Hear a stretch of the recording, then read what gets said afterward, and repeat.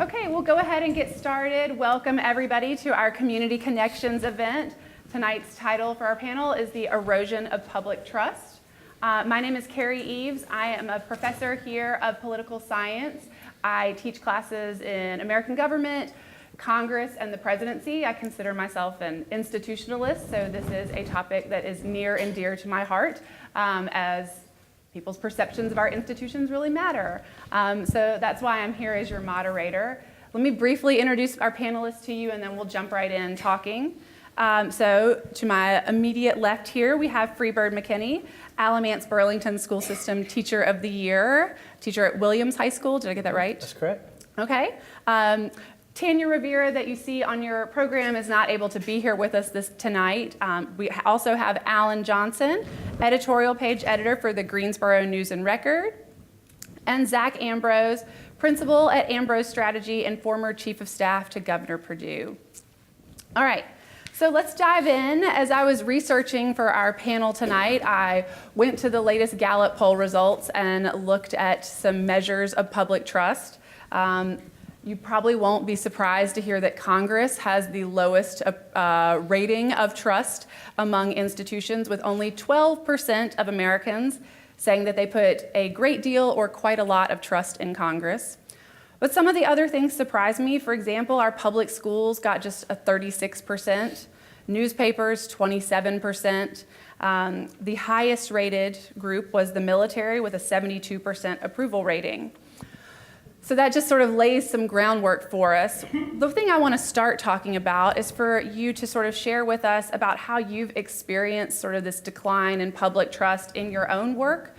Have you seen examples of people not trusting your institutions?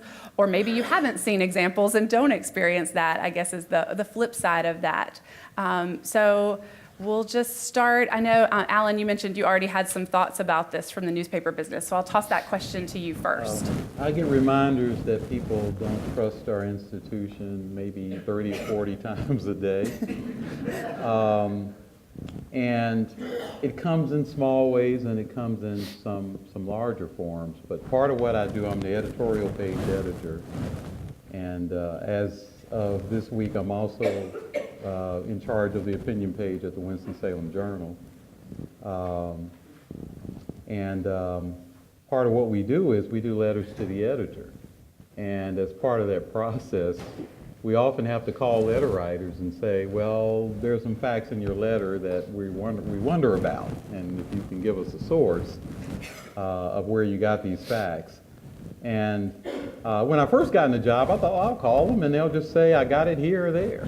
But usually the first response I get is, well, I bet you when such and such group sends a letter to the editor, I bet you don't check their facts. And so often those conversations begin with a confrontation over why am I checking facts in the first place. And then if I cite some reasons why I suspect the facts may be incorrect, it escalates into, well, I don't believe the fact-checking site that you are citing. And we cite pretty reputable fact-checking sites, but there is this distrust of our newspaper, there's this distrust of fact-checking sites, and it can be very, very disheartening when we have these conversations. I tell people, look, I tell them the most boring letters column you could have is letters that all agree with one another, because the other thing they'll say is, you don't want to run my letter because I disagree with the newspaper. And I would say, well, if we just ran letters with people who agree with us, it would be pretty boring. And it wouldn't be a very dynamic or interesting editorial page. So I tell them it's quite the opposite. I tell them, we want your opinion, we just want to make sure you got the right facts that you're basing your opinion on. So I deal with that quite a bit, and it's gotten harder because people do cite sources, but now what happens is they cite dubious sources. There are intentionally falsified or made or contrived facts. And it started out a few years ago with chain emails and the like. And now it's just full-blown stories and pictures and the like, and you've all seen it. The latest thing I saw was about the Black Panther movie, that black people were beating up white people at the Black Panther movie showings across the country, which is a totally fabricated story.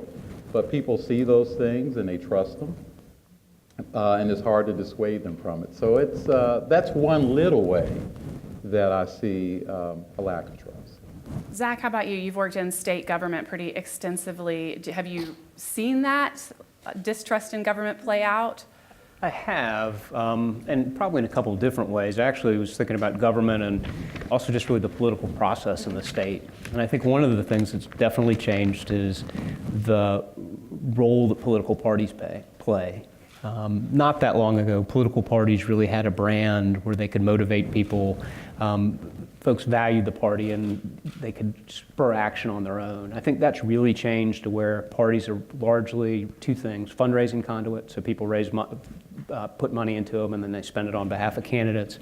But then also they're a label that we use to make political judgments. If you see a D or an R next to somebody's name, you can sort of make a preliminary value judgment about what they stand for. But the trust in the party itself as an institution has really gone away, I think, largely. And that's not unique to North Carolina. I think that's nationally. In government, I think a couple things I've seen. Much more ready willingness to believe that public officials, elected officials, are doing something wrong. And there's some good reason for that. There have been a lot of scandals, a number of which you've written about, that sort of colored that, I think. But the bar's become a lot lower. I think folks are much more willing to assume the worst. The other thing is it's harder to get people into government service, and that's across all generations, but it's particularly true with millennials. And I think you can credit some of it to is the pay good or the working environment. But for some folks, particularly millennials, the people that are passionate, want to make things better, fewer of them see government as the way that they think is the best way to do that. So they're looking for other ways to get engaged. It's not that they're less altruistic, but government's less appealing. Yeah, that's a great point.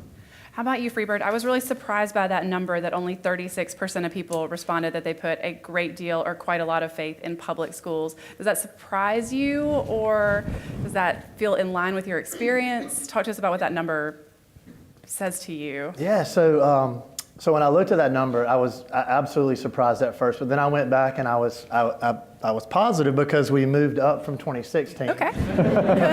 And it's been the highest percentage since 2009, I think.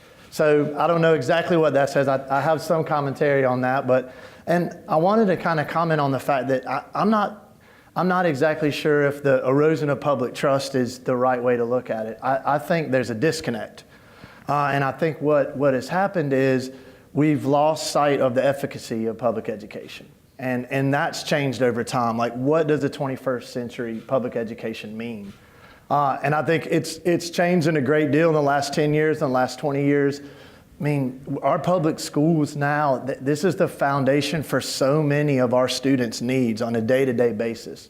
And if we look at Maslow's hierarchy of needs, I mean, this comes from their basic, from food, shelter, care, belonging, love, all the way up to the very top, which is the self-actualization and realization, which that's what we're trying to get out of them. And I think on the ground floor, every teacher that's in a classroom, our sole goal is to build a better human being, like better than you were the day before that. And I don't know if we've done a great job in getting that message out there. And I think that therein lies the disconnect.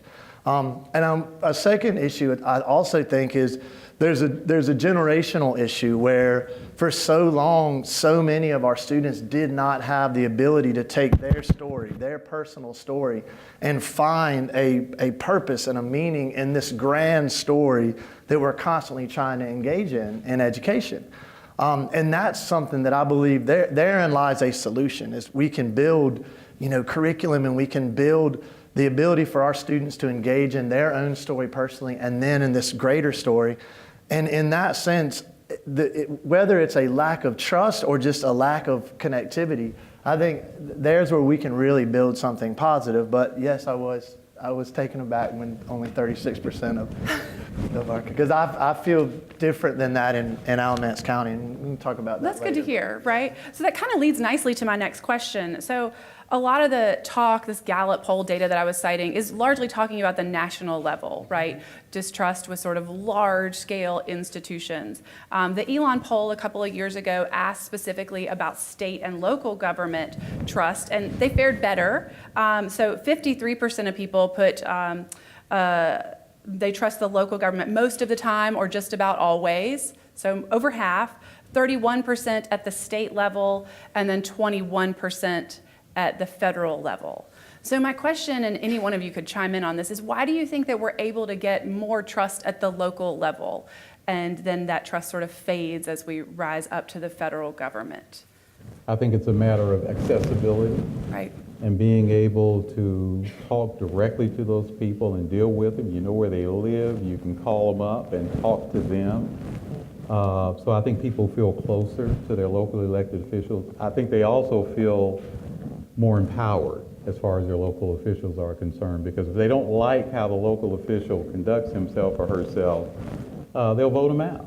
Right. And so I think there's that just proximity to the person, and I think that they feel closer and they feel that these people are therefore more accountable. I think just to add to that, one is money. So you've seen a real dramatic increase over the last couple decades of big money. It started in federal races. It's been slower to come to state races and even slower to come to local races. And I think that money really does undermine people's confidence, one, in the process. You know, it wasn't, if you think back, it wasn't that long ago where the vast majority of races, money wasn't a big factor. That it was, you know, issues, grassroots organized, a whole range of things, but it wasn't these large sums of money depending on the race, whether it's hundreds of thousands, millions, tens of millions of dollars. But it also really changed the tenor of the campaigns when you got all that money in. And so I think that money's been slower to come down. So that's one factor. The other is, I think if you think about the services that governments provide, they're really different. The federal government deals with a lot of really big issues, global issues, which you can understand, but they can be a little intimidating when you think about them in the sense of yourself. So whether that's climate change or some of the national security things we're facing, entitlement reform over the long run. Your local government, it's really easy to understand the personal connection. Where your kid's going to go to school, you know, is your trash going to get picked up? Those kinds of things, you really have that direct connection. So I think you're right about the connection to the elected officials, but I also think what they do is it's a lot more manageable, and so you can really see the results of what government is doing for me at the local level, and state government somewhere in between. It's not as direct as the local, but a little more connected than the federal government. Yeah, there's some political science research that sort of backs up what you're saying, right? Most people, if you poll them and ask, do you like your member of Congress, they were pretty warm to their actual member of Congress, right? That they have a pretty high response rate. But then you can see when you turn around and ask them, what do you think of Congress as an institution, that number just tanks, right? And it's that same sort of idea of accessibility, right? Do you think there's a way for federal officials to overcome that and be more accessible in this sort of day and age of social media? Do you think that that's available to them, or are they just trying to serve such a large population that they're never going to be able to maintain that connection in the same way? I don't mean to sound pessimistic, but the system is fundamentally broken. And one of the greatest threats, I think, to democracy and representative government in this country is the gerrymandering. That's really, it's on steroids now. And technology has allowed folks to hone this to a fine science. And I think the Republicans have taken it, I'll give them credit, they have taken it to a new level. I'll also say the Democrats did it forever. And I'll also say, I just got to put this in, and I'll also say I've been writing about it ever since everybody started doing it.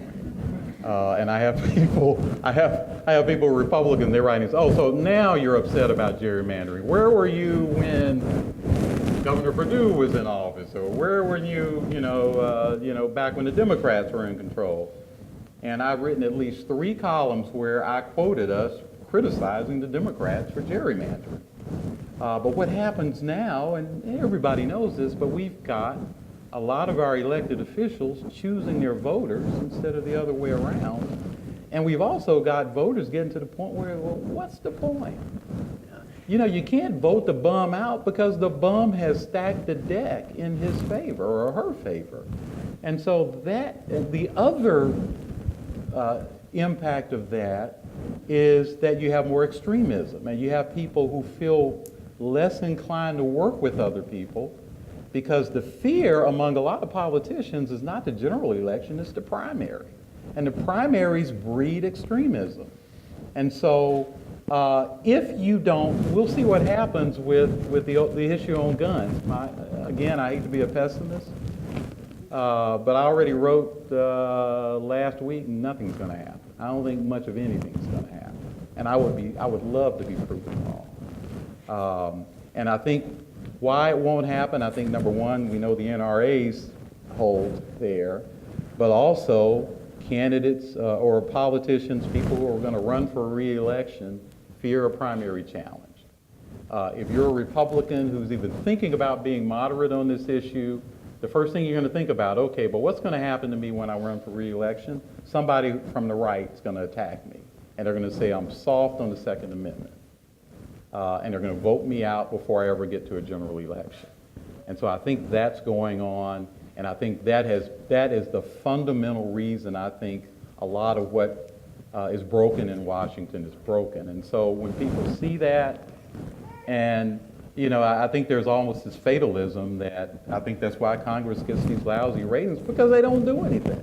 So one thing that's interesting, based on what you were just saying, is you said people feel like local officials are accessible, but we still see really low voter turnout for local races, right? Even if that feels like you have that ability to vote them out, people don't turn out at those rates for local races. So as we sort of turn to room for improvement, I think maybe that's one area, increasing that turnout for local races too, is one place that people could really see their vote have an impact. And I'm gonna take just a little, because I think at the local level, and very recently, I think we've seen some great action. We've had a couple of commissioner public hearings, and I mean, Williams High School auditorium was overflowing. We had, downtown Graham was overflowing. So, and I looked at the statistics, and there's a 70% turnout rate for the 2016 election, and then when we got to the 2015, there was 33% for just kind of your local primary elections, local elections. So, and I'm not sure if that's just literally the institution of voting, because I feel that there is a movement at the local level right now, that there's an activity and there's a feeling that we can make change, and we can. And I definitely feel it at the public school level. There's a lot of new programs. We just went through a redistricting. The period, and I think that we had many meetings to try to educate everybody in the community as to the purpose and the meaning behind this. And once everything was, completed, and now we're 1 year into that, I think there's been some very healthy discourse. That's great. So That's a good point. yeah, and to build on that, we had two cases where I thought Civic Engagement was really impressive in Greensboro, and in fact throughout the state. HB2 was one of them, where people just really got pissed off, and they said, this doesn't make any sense at all. And they mobilized themselves. I think, though, this was trust in the power of themselves more than the power of their government working. And this was anger at government not doing what it should be doing and concentrating on what it should be concentrating on. I think the other example that's very local in Greensboro is, and it's happened in some other communities, the legislature decided they wanted to fiddle with how we elect our city council. It's none of their business how we elect our city council. But they've decided how school boards they want to be elected, how they want to elect school boards, city councils, county commissioners. They've really meddled in local affairs. And again, we had this grassroots movement where lots of people said no. And they turned out in droves. And they supported our city council in going to court to fight the state, and the city council won. So I do see that kind of behavior, but there is a pattern there that in a lot of cases, they're rising up against government and not exactly trusting government to do the right thing. They're having to kind of browbeat and intimidate government or threaten government so that government will do the right thing. And sometimes government still doesn't do it, and the courts have to step in. I think that's definitely a change where you've seen a lot more activity from the outside looking in. I mean, Carrie, I know you'd said for us to think about two ways to be hopeful.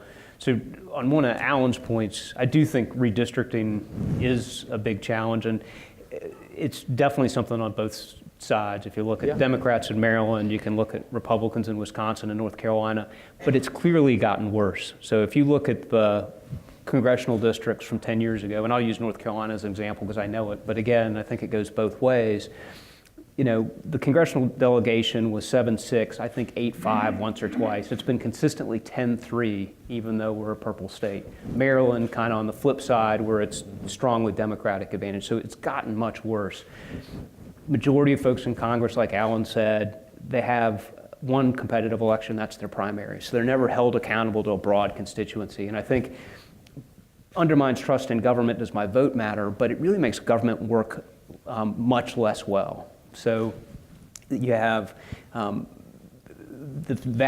wide middles really underrepresented, folks that aren't interested, they don't feel a need to compromise because of who they're accountable to. But at the same time, that's one of the areas that gives me hope, and that there's a case before the Supreme Court now around partisan redistricting. And so there's been long litigation about the ability to use race when you redistrict. Can you use it to, and there's a lot of ways it's unconstitutional to use race. Well, the argument here is to do extreme partisan gerrymandering, that should be unconstitutional too. And I think if I think about the challenges we have in terms of trust in public institutions, how government works, that's one of the things that I can see that if it goes that way, in the short to medium term, could really make a significant difference in how government works. I mean, if you think about Washington, if you had most people there that had competitive general elections, not going to be perfect, it never has been, but they might actually be able to do the basic business of the people. And I think, redistricting is a big one. I think one of the elephants in the room, though, is really the division that we see. And that's not a political government thing exclusively. It's not a United States thing. It's a global thing. And I think really driven by inequality, people's economic insecurity. But that feeds so much into, I think, the things we talk about of the hyperpartisanship, the lack of trust. That's just almost inexorably intertwined into what we see today. Yes, that leads nicely to my next question. So one of the things that is interesting, a lot of times when you ask people about trust in government, the sort of obvious answer for why trust declined is to point to Watergate and Vietnam, right? When you have a president who has to resign in scandal, that would obviously lead to some frustration and a lack of trust. But it's not just that trust in government has declined over that time, it's trust in a variety of public institutions. It's not just the government, it's things like schools, it's the media, it's churches. Trust in churches has declined on any range of things. So Freebird, maybe you could speak to this. What do you think is that cause if it's not, we can't just blame Watergate, right? So what is causing this sort of big societal trend where we don't trust institutions? There's probably not just one cause, I guess, to admit, but what do you think are some of the things that are contributing to that? So, and I think particularly with public education is, and one of the things that we've been talking, there's a group of my colleagues and we've been really kind of wrestling with once I talked to them about this forum, is and we feel that it's generational, and we feel that there's been over time that there's been a lack of ethnic integrated curriculum. There's been a lack of curriculum that is allowing students to find how they fit into this story. Like, where's their purpose? Where's their meaning? And I think over time, that's what it appears to me and many of my colleagues, we see that's where the erosion occurs, is because there's this distance that continues to kind of, we're going through our curriculum, we're going through U.S. history, we're going through world history, but like, how do we engage students who feel continuously disconnected, and then they hear their parents who are disconnected, maybe even their grandparents, and how do we repair and revitalize the empowerment that we want our students to feel by allowing them to engage in these huge ideas that we constantly throw at them, and they're sitting there going, man, I don't know where I fit there. I don't know my place and my role. And I think that's going to take a real concerted effort. I think it's going to take a new level of equity leadership. to really build that and to find ways to engage these students, to understand their cultures, their histories, the different events that are really speaking to them where they want to speak more and engage themselves. And I think once we really start speaking to that, and I mean, there's going to be in a sense, kind of an ideological battle there as where do we do this? How do we do this? But I think that's where we're going to see change really occur, and we're going to bring all of those students that we're slowly losing in that erosion of trust. I think we'll bring them back in that sense. So interesting. Alan, I'm going to ask you to move your mic a little bit. Yeah, I was noticing that, and I don't know I exactly think we lost you there. causing all this rustling. I think if we clip you up a little bit. While you do that, Alan, I'll give you Yes, two we'll let thoughts. Zach chime in. So there's two factors I think definitely impact confidence in government leaders, but are really broad. And so one we talked about was the division. And that's really, I think with economic insecurity, the sense that either I'm not in a prosperous place or my kids' chance of having a more successful life than I did aren't good really leads to fear, anxiety, tribalism, and I think we can see that in a lot of areas. The other is really the transition in the media landscape. So if you think back, you had there were a handful of networks, strong print media, local print media, robust in terms of budget, staff, that really provided a pretty common base level of understanding in terms of, one, in-depth reporting on a range of issues, and really let folks have that common experience so they had a common framework. With the proliferation of cable channels, the business challenges that have hit print media where the reporting staffs are down, social media, it's really become, there's less coverage for in-depth reporting for a lot of these bread and butter issues just because of the economics of it. And so many people get their information from outlets that really reflect their worldview. So we really become in these silos. And so we have really different frames of reference for both those reasons, those tribal reasons. And I think to what you said about schools and this idea of confidence in public education, I think that's one of the manifestations. So, 15 years ago, there was a lot more common set of purpose. We might have different approaches in terms of how we're going to get there, but there was really a pretty broad consensus about the things we were trying to do as a country. That's really broken down some, and I think as part of that, you see folks that are willing to tear down institutions in that fight to sort of have their way. And so I think one of the byproducts of that has been assault on not just schools, but on different institutions that people have confidence in to make points. Yeah. I think my mic is better. There you go. Now. Thank you. Well, I wanted to say something about the schools. I think that going back to that for a moment, and then coming back to the point about the media landscape, I do see the schools being an example of where we've lost this sense of the common good. I am old enough to remember a time when the public schools were something almost everybody rallied behind and thought were good things that were for the good of the community and for the good of everybody. And I'm also old enough to be a child of desegregation. I came up through the Greensboro City Schools when they first were desegregated by districting. And I saw a process that I didn't want to be a part of, but also saw a process that worked. And if you look at the research says that when they desegregated schools initially, academic performance for everybody went up. That was the solution to the achievement gap. So what did we do? We ended it. It worked, so let's not do it anymore. I'm not going to cast any aspersions at Greensboro Day School or all these private schools that coincidentally popped up. Well, I guess I am. That coincidentally popped up right during the period of desegregation. Suddenly, all these private schools popped up. And that undercut some of what was happening in the public schools. And then you had an ideological assault on public schools that misrepresented what public schools were doing well versus what they weren't doing so well. That didn't tell the full story of what was happening in the public schools. And I think we're still suffering from that. And we've had this move afoot in the legislature to unmerge school systems.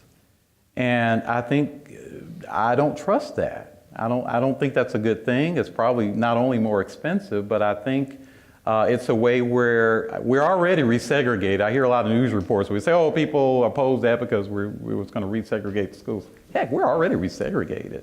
But what it will do is it will economically balkanize the schools. And so you're going to have more have and have not school systems if you go to that. And I think the people who are behind that know that. So I think that's in play as well. I hate to sound so cynical, but I believe that's what's going on. And I believe one of the things we need to do as communities is be more supportive of our public schools. I'm not against private schools. Well, I'm sitting in a private school right now. I'm not against private schools, but they have their place and they have a very valuable place, but so do the public schools. One thing that's interesting, sort of to piggyback on what you said, my idea for this question about the idea that decline has come not just in government, but in all institutions, comes from an author. His name is Bill Bishop, and he's written a book called The Big Sort, which talks about how we now isolate ourselves and live in these communities with like-minded individuals. So even sort of on top of the government, perhaps redistricting schools or something, right? We sort of naturally clump with like-minded individuals too much, and the way that isolates us and sort of feeds into this. All right, so I want to just go ahead and let people know. I'm going to ask a couple more questions, and then we'll open it up to the microphone. So be thinking if you have questions for us. I think we'd be remiss if we didn't spend just a minute talking about the shooting that occurred in Parkland, Florida a week ago today at Marjorie Stoneman Douglas High School. But it would be really easy for us to spend hours talking about that and sort of derail our conversation. And I want to try to keep us aimed on this idea of trust. So I'm going to throw this question first to you, Freebird. But as I've talked about this with my students, I've found sort of two very distinct schools of thought. Some of them are quite cynical about the fact that nothing will change. And then some of them are really encouraged that things will change. And I feel like that cynicism comes from this lack of trust in our broader institutions. I'm wondering what you see and what you felt in this week as you've sort of reckoned with this. So we start off every class period in my class with what we call a morning meeting or an afternoon meeting. And we just throw a topic out and try to engage in discussion. And the day after the shooting occurred, that was the obvious topic because I felt like it was important to engage students in discussion and discourse about this, to hear their feelings and then steer to solutions. And what was really interesting is it steered away from the gun talk. Mm-hmm. And I was taken aback at first because I felt like that was the easiest target is, to change legislation in regards to guns. But the students started to talk about how important it was to build relationships and to talk to other students and to notice the person who's lonely or notice the person who's, not joining in at lunch. It filled me with such a sense of joy that if we can teach our students to be better people than they were yesterday, if we can teach our students to just simply say hi to the person walking down the hallway that doesn't look like anybody's talking to, it would make monumental change, I think, in just the overall atmosphere of a high school. And that's where they kind of took it. Of course, there were isolated cases where we did talk about. And another thing we talked about, because a couple of days later, we wanted to look at how the students felt empowered to now, work with change and how they're forming their own groups. And they've got days where they're going to collectively, march or advocate for specific legislation change. And so we talked about that, and I think what we're seeing here is students realize in certain moments of tragedy that is where they can make a difference and they can make a change. And so as a teacher, we try to facilitate that sort of mindset, that this is one way that we can bring about change, that if you feel passionate about something, and if there's a group of you that can work through this positively, that could be where your impact is, that could be where your role is. So I really I felt a lot of joy and hope in their recognition of where there might be other answers and solutions to this particular problem, but also, and working together collaboratively to try to make change. That's great. Okay, as we get ready to open it up for questions, Alan, I want to ask you so what do you see that we could do to improve public trust in institutions? Are there individual actions we could take, or are there institutional actions? Are there things that the newspaper is trying to do to bolster trust? What kind of some concrete examples for us you could do that could improve trust? I think Freebird hit on a very important point. And I see it on a macro level and on a micro level. And on the macro level, I think, and I was listening to this report. I don't know if anybody else heard this report on NPR. They were talking about technology and how we haven't evolved as fast as technology has. And technology, and it's like, I think one of the people they were talking to said, it's like you suddenly grew another arm or something and you don't know how to use it yet.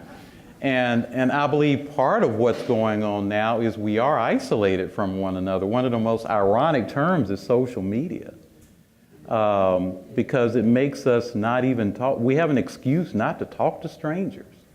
You're sitting there with somebody, just look at your phone and interact with your phone, and you don't have to talk to them. You don't have to get to know their names or where they're from. And I do see that happening, and also it can be used as a tool for bullying people or making them feel isolated or gratuitously criticizing them. And when you're growing up, you go through some of the cruelest bullying. And so it just makes it easier to do that. So I think on the macro level, I think we've got to get a hold of and understand what social media are doing to us. And how much it's isolating us rather than it does bring us together sometimes, but I think it isolates us more than it brings us together. But on the micro level, what we're doing at the News and Record, we're doing programs like this one. We've done a series of forums. I think community engagement has been very important for the newspaper. And so I know the Times-News has been involved in putting these on. And the News and Record has done, we call them Voices for a Stronger Guilford. And we've done them on immigration. We did our last one, our most recent one was on immigration. We did one on gender identity. We did one on the crisis facing the black male in America. And we've done others. And we try to get diverse people. Our most successful one in diversity actually was the one about the black male. And we probably had the most racially diverse, we had about 1,000 people there in the Carolina Theater, and we had a lot of conservatives, a lot of conservative white males came. And we actively recruited them. And so I think that engagement, actually talking to people, having conversations in a safe place where you're not yelling at each other, but you're actually having a dialogue and you're actually listening to each other. Last thing I'll say about this is I have this man who writes me emails. I think most of us in the media business, you have that guy who writes you emails, or a lot of guys who write your emails, a lot of people who write you emails. But this man writes emails almost every day. Sometimes there are multiple emails, and they're very thoughtful. I don't agree with anything he says, but they're really, really thoughtful.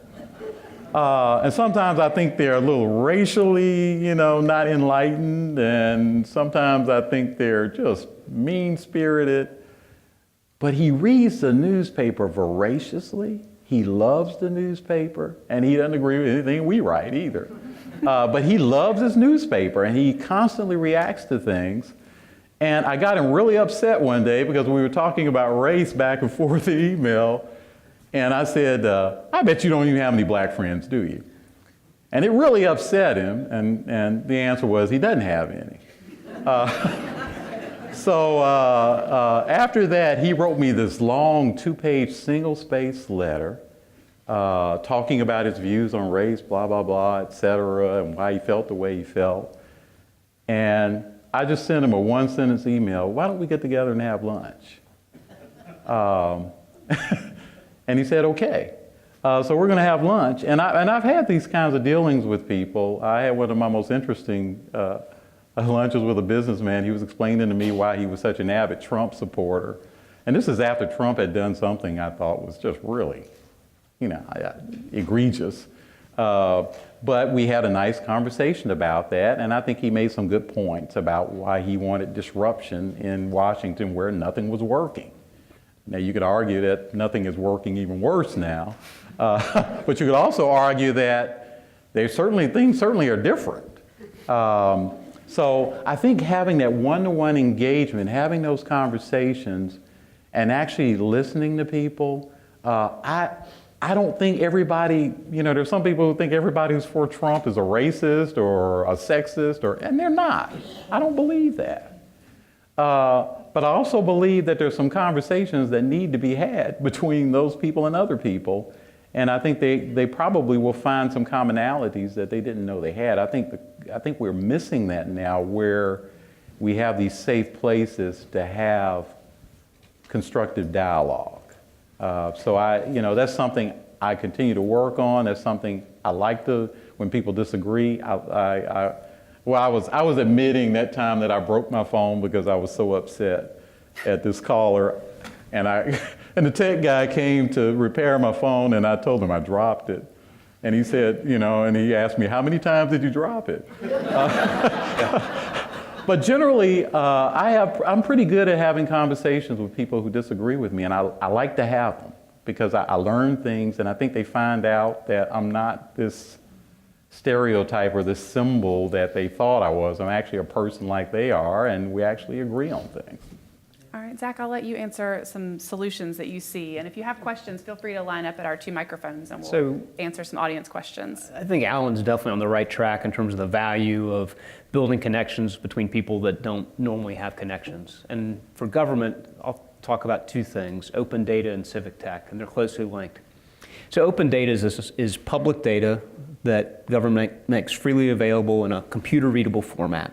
So the idea behind open data is not transparency primarily, it's innovation. It's the idea that open data is this public resource, and if we put it out for people, they can create things out of it. They can improve services, help people's quality of life, make new businesses, create jobs. And something the White House started, and with the idea with open data is you put it out there and people build things. Examples folks like to use are GPS. Encryption was taken off of it at the end of the Cold War, and you think about all the things that have happened with GPS. I mean, everybody think about your smartphone, weather data. One of the things that's really powerful about open data, though, is when they put it out there, it actually brings together people from government, the data stewards, the policy people, with people that are entrepreneurs, people that are in business, people that are community activists. And these are people that just really tend to live in different worlds, and there's a lot of power in that. One of the outgrowths of open data is civic tech, and it's this idea that you can make communities, people that want to make communities better through technology. There's a group called Code for America, and they get people in communities. It could be coders, so people that are computer, but it could be people that are designers, media people, just people that are passionate about things in their community. They partner with their local government, identify a problem, and they work on building a product to solve it. One of the examples is CalFresh. So in California, they had a really broken system for food stamp eligibility. So people that wanted to be able to sign up for food stamps who were eligible had to go to a website, and it was almost an hour on the website to go through. A lot of people didn't have access. It was clunky.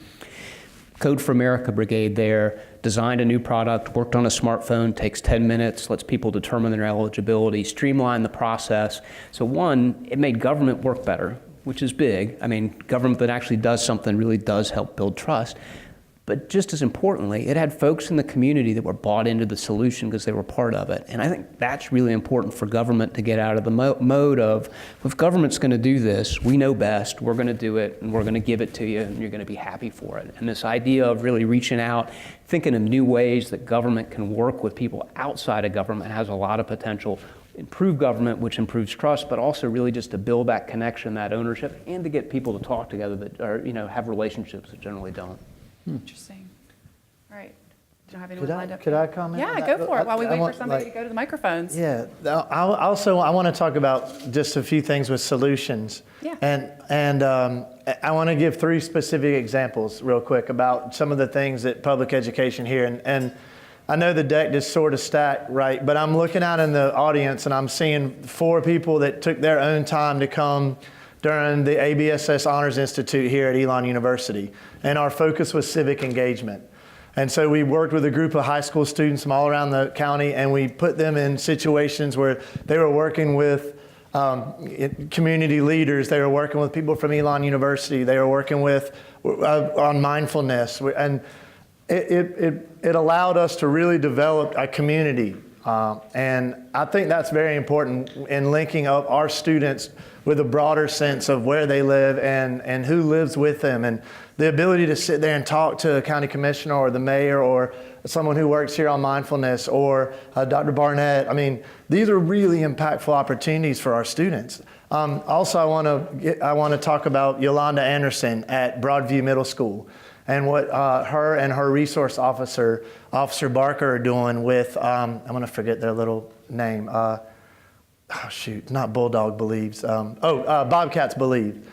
And what she's doing is she's taking a cohort of young males and getting them to work with the resource officer at their middle school to develop a sense of community, a sense of what they're coming from home to school, to the community, to family, to their friends, and really building a sense of leadership with our law enforcement groups, which again, we could sit here and talk about the erosion of public trust with law enforcement as a topic as well.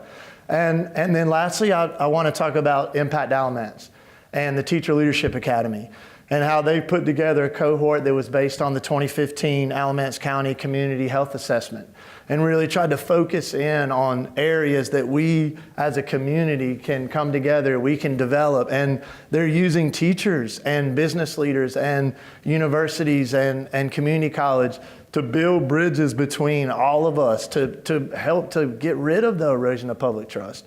And I think that's where, I believe in the institution of public education. I believe in it. And I believe that at the local level, that's where we're going to feel it the most. That's where we're going to be able to build the trust back the most. And so I just wanted to kind of talk about there are real solutions that are at work in our community right now. And I'm very proud of it. And I hope that if the word hasn't reached you all, that we do a better job of that, but also, search out some of those programs and please get involved, learn a little bit more about them because there's action going on here to build that public trust. So Thank you. That was a great note for us to end on, Freeburg, and we'll turn to questions. All right, over here. Well, thank you very much for this forum because I think that trust is not only eroding, but it's also under attack. The erosion of trust seems to me to be somewhat of a timid way of looking at it. But there's the defunding of public education. There's the attack on fake news. There are ways in which government is structured so that people are made to fear one another rather than have trust in one another. And I was wondering if you could say a little bit more about the active attack on trust that's going on, not just a mild erosion. Who wants to tackle that first? Well, it's there. I mean, I think anybody who pays a little attention to the news, real or fake, that people are contriving things expressly to divide us. You have that. This has come up in the indictments involving the Russian involvement in the U.S. campaign. 2016, the presidential campaign. They're continuing to work on it. They've been involved in ginning up discord and distrust when it comes to the dialogue about guns and gun violence and school shootings. And they've been putting out, using social media and other platforms, they've been putting out misinformation to get people upset at each other. And so you have that certainly happening and in a very concerted way. And so I think we do have to, one of the things I teach a journalism class at North Carolina A&T, And one of the things we just talked about, we did a unit on fake news, and I've just told them how to spot it and how to vet it, and not to believe everything you see. The thing is, it's getting more and more sophisticated, and what scares me, I use a lot of pop culture references. Does anybody watch Black Mirror on Netflix? Black Mirror is a series just about technology and what it's doing to us. In a Twilight Zone kind of format. And the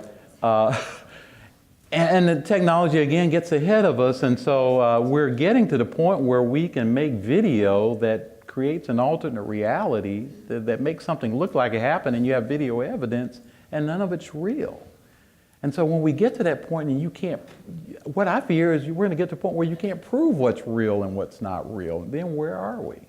So I think for now, we're not at that point, but for now, we need to be much more discriminating as consumers of news, and be skeptical about what we're consuming so that we aren't duped.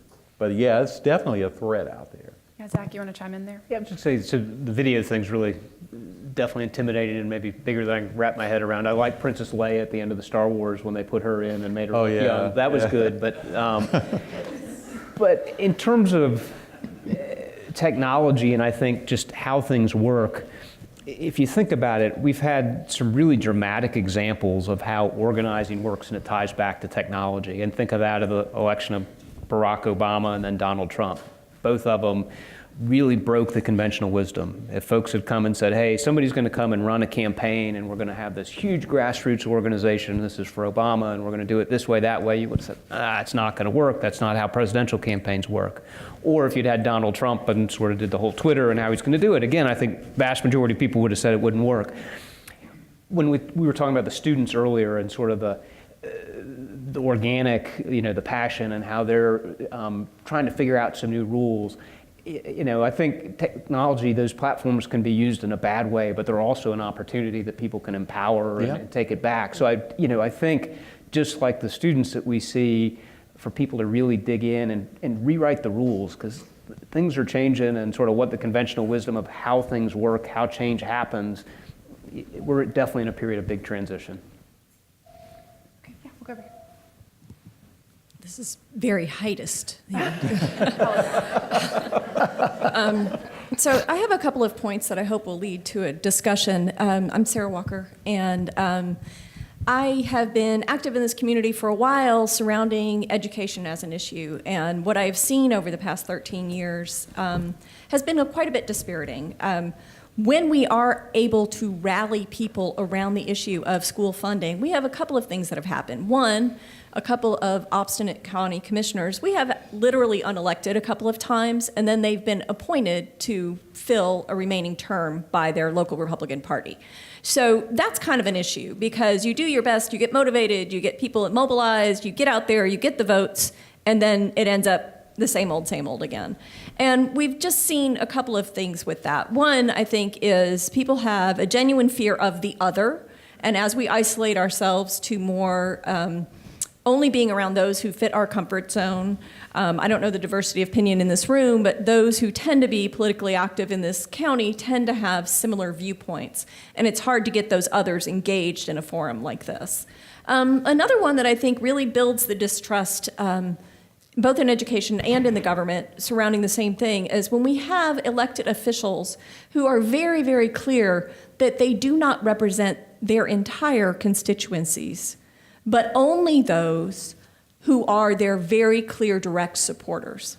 And I'm not necessarily saying just those who provide money to their campaigns. When we had our last vote on school funding, one individual who had run as an education candidate, for whom I actually recruited votes, which I now regret, said to me in a conversation when I said, why did you do this when you ran as an education candidate and there were so many people at that public meeting motivated with signs from different schools in our community, from different areas of our community, saying to you, please fund our schools at this greater level. And that person said to me, why should I listen to 40 people who speak right before my vote? That's the only public forum where that person could solicit those opinions. And I said, well, who did you talk to? Oh, well, I talked to people at my church.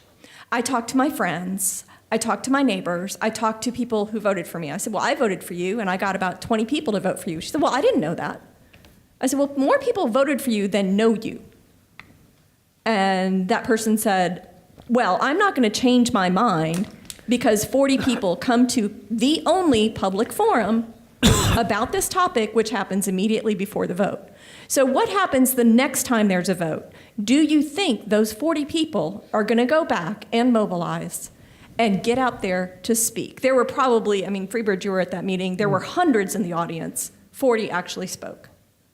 So that is a problem, because the reason we have distrust in government is we see time and time again that when we do what the American dream is, if you get involved, if you mobilize, if you get your friends involved, you get people committed, you show up, you do everything you can, it doesn't change anything.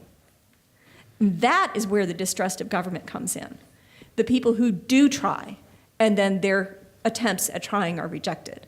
And I do think one way to do it is to build within the school system this greater sense of citizenship, this greater sense of belonging, but that's a long time to wait before those kids become the leaders in our community. Yeah, So all I can think of right now is to break down those barriers and to turn this to a marketing campaign. I don't know. What do we do? What do we do, Freebird, and how do we encourage people to continue when they don't get success? And it can be a really frustrating process, right? Being engaged civically is not easy. How do we keep them the motivated? easy answer, I mean, I'm not, we're not giving up. Like, I mean, that in fact, after that public hearing and it played out the way it did play out, like, I think that just charged us, and we have a huge bond coming up. And I mean, to be honest, like, that $150 million bond really just works, again, with that base. Maslow's hierarchy needs to get our facilities back, back for our students the way we want them to be. But I know none of my colleagues have given up. Like that, I think that charged us in that sense, because we realized, like, we motivated all of those people there, like you're discussing. And the vote didn't turn out the way that we would like the vote to turn out. But it happens again. That's not the end. That's not the end. Absolutely not the end. And honestly, I think that the more people that are like, wow, there are a lot of people there. There are a lot of people who are concerned, and I think this has mobilized our community. At least a lot of the people that I talk to, and they see that the one way we're going to, if change is what everybody seeks, is to next time the county commissioner elections come up, more than 30% need to show up. And when the next time the primaries show up, more than 13% need to show up. And I hope that that's the message that the public hears. But the only thing that we can do is to continue, like, at the grassroots level, to build these programs to get more of our students. And then in turn, when those students feel passion, I think they bring in their parents, and they bring in people at their religious institutions, and they bring in people from their communities, and they realize, like, they can be advocates for the change that we want. And that's the way I'm going to kind of face that challenge and empower my students, hopefully, to be there this time with us when that vote goes down. So, Yeah. Now the microphone's a little too low. I just wanted to thank you all for coming today, but I had a kind of hard question. In the 1930s... I thought the last one was hard. That might be, okay, it might be an easy question then. But in the 1930s, in like the crime wave that followed the Prohibition, there was the passing of the National Firearms Act, which regulated a lot of firearms that were used in crime at the time. And it passed, it was called the Gangster Gun Bill, and it passed with a large approval rating on both the right and the left at the time. And kind of the common argument now against gun control is that firearms have the purpose of being used in the prevention of tyranny and against government. How do you think issues like gun control, and I think you could make arguments about economics as well, and maybe you could bring this down to the more local level and more local issues, how do you think a distrust of government affects these hot button issues? And if you have local examples, that would be great as well. Thank you.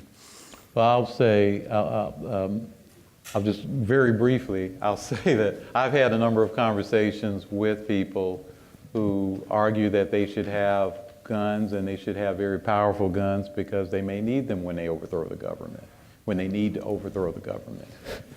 There is that, and that's actually a part of a part of America. We do have that rebellious spirit and we're very independent.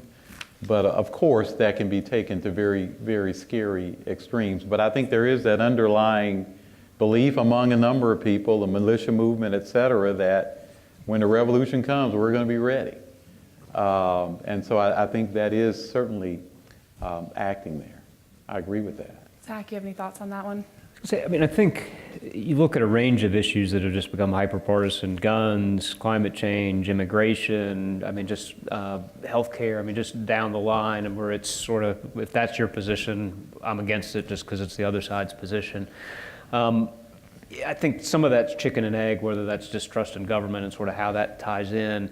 You know, I do think when you look at the issues, though, and what's going to move it, you know, one of the really salient points to me is it's not public opinion that counts, right? It doesn't matter what percentage of people think assault rifles should be banned or not banned. It's what percentage of people are going to vote on it, where that's going to drive them. And I think if you look at those different issues, that's really the crux of it, is what's going to motivate people. It's not just we all get you know, everybody gets to check a box. It's a test, and we're all taking the test in the room, and everybody has to answer these questions, and whoever gets the most wins. It's what's going to get, you know, you and you and you to show up and do those things. I mean, I think as you think about it and the trust in government, you know, there really is an organic piece to it, and it's, you know, when enough people are passionate about it and it's going to control, that's going to be a driving factor, that's what's going to make change. So I have more of an education question and about the trust in public education.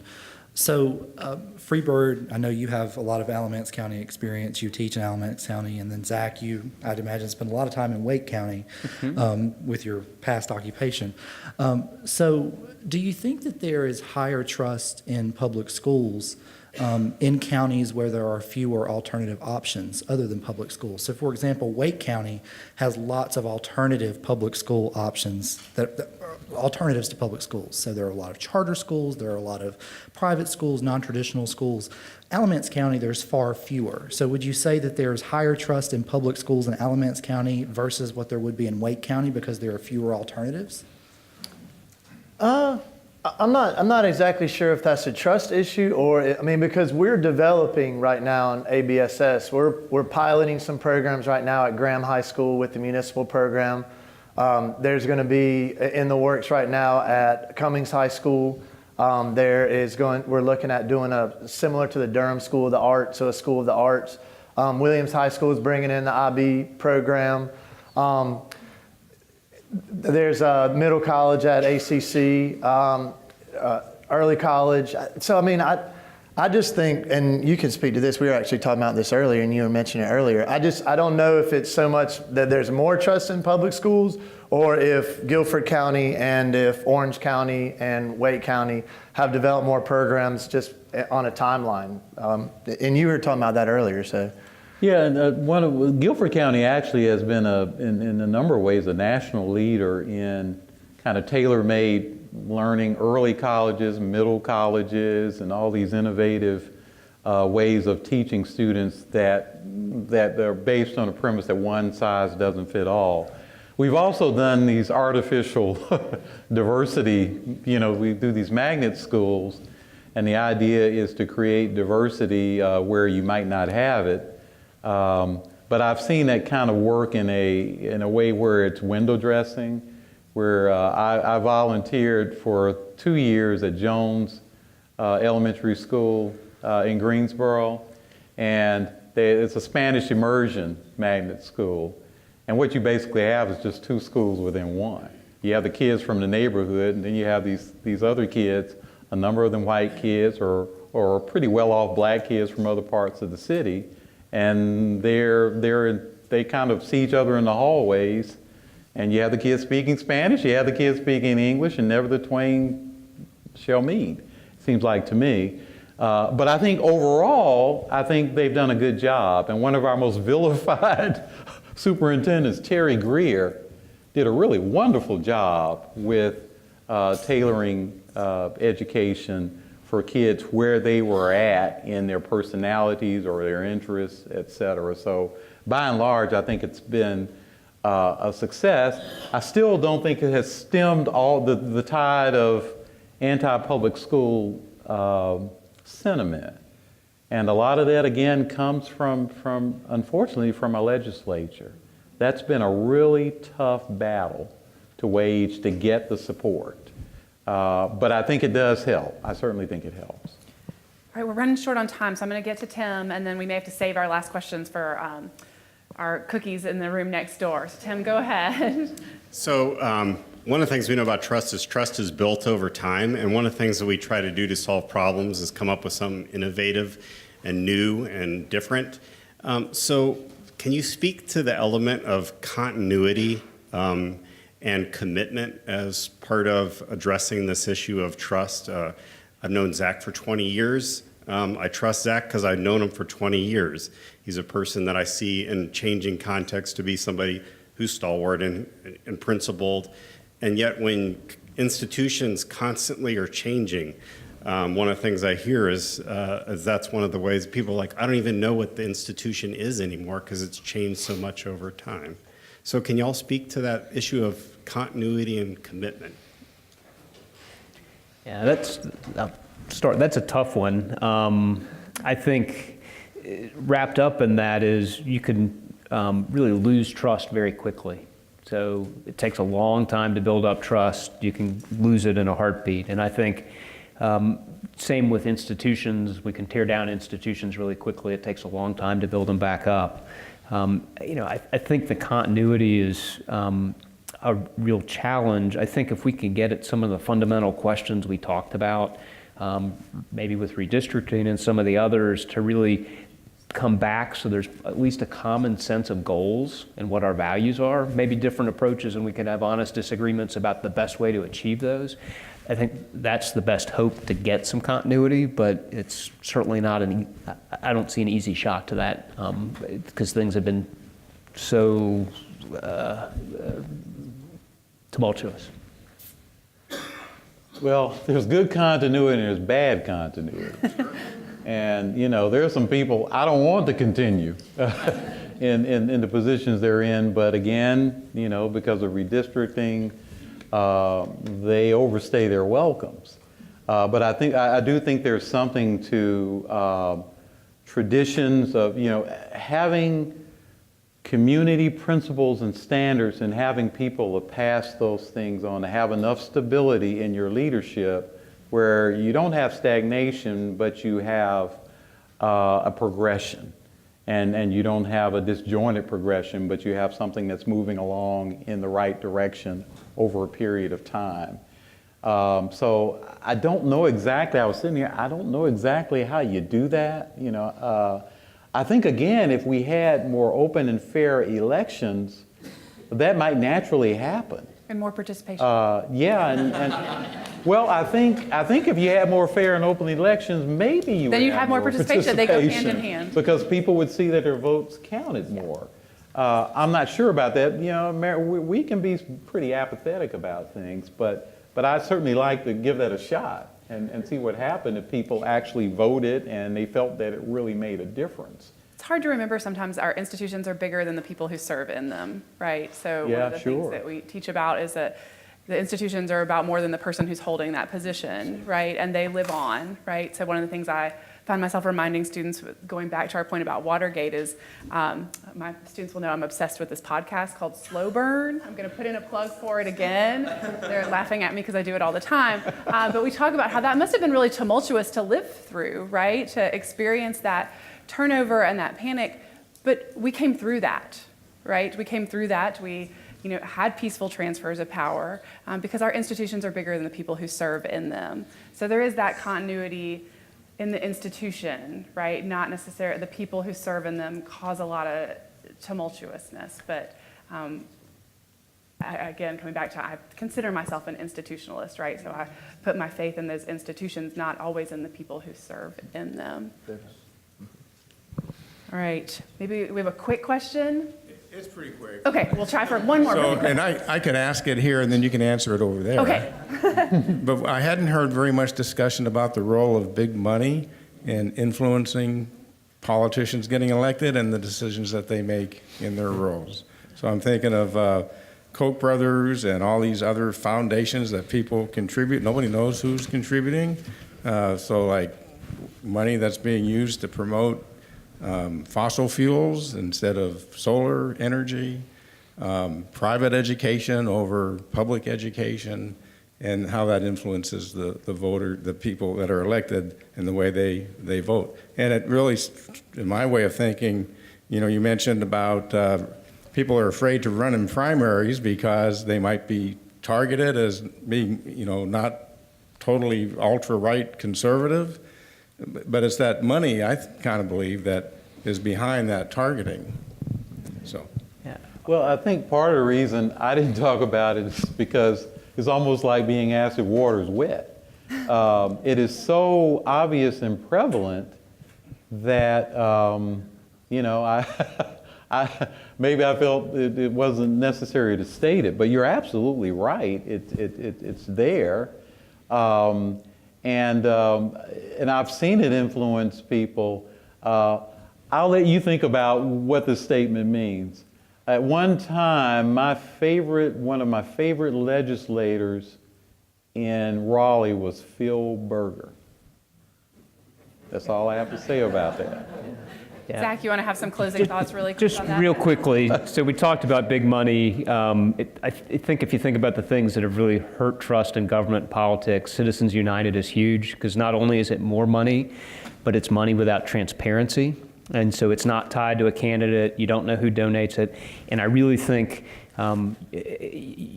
people behave reasonably well when you're talking to somebody you know and in person. Once things become anonymous, people feel free to say things. So, as opposed to you and I talking here in person, we're going to, we were both raised well, we'll be polite. When somebody becomes removed and it's on the phone or social media, they just say things they never would in person. That's carried over into politics. So it's really corroded the discourse. So, I think we can talk about what motivates people, but I think it's really corrupted the process in terms of people's ability to think, well, there's, hundreds of millions of dollars, what's I'm going to do going to matter? And it's also decline in media, sort of these silos, 30-second sound bites. Everything you see now is this corrosive. It's not tied to the facts. People don't feel any accountability, and I think it's just really corrupted the system in that sense, not from the individuals, but just the process. Yeah. All right, well, we'll encourage you to continue the conversation next door. Thank you so much all for coming out. There are cookies and beverages, so stick around and meet a neighbor and work on improving public trust by communicating with someone that you haven't met. Thank you so much for coming out tonight.